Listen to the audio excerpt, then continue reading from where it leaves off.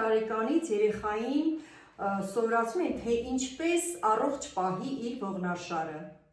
Ռուսերեն ասած, позвоночник это жизненный столб։ Այսինքն կյանքի սյունն է մեր ողնաշարը։ Պետք է իմանանք ողնաշարը առողջ պահել եւ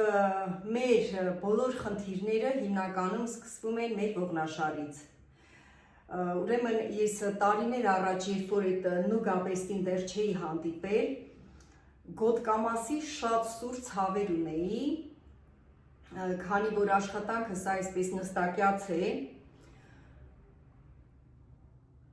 ողնաշարի այդպես ծանր խնդիր ունեի, ճիշտ ասած չեմ հետազոտվել բժիշկների մոտ, բայց այդ ցավերը բավական էին, որ ես հասկանայի, որ ըստ երևույթին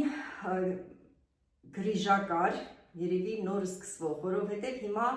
բացարձակ չունեմ այդ ցավերը, ես ինքս իմ վրա աշխատեցի,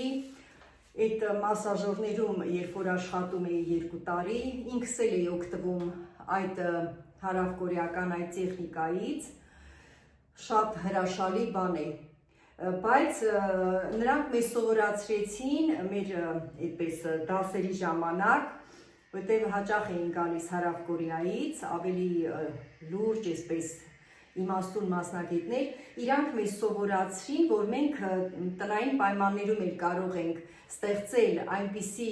բաներ, որոնց միջոցով մենք կարող ենք օգնել ինքներս մեզ։ Ուրեմն ես ինքս իմ համար պատրաստել եմ մեծ, այսպես բարձր պատրաստել, կլոր, ճիշտ ասած, այդ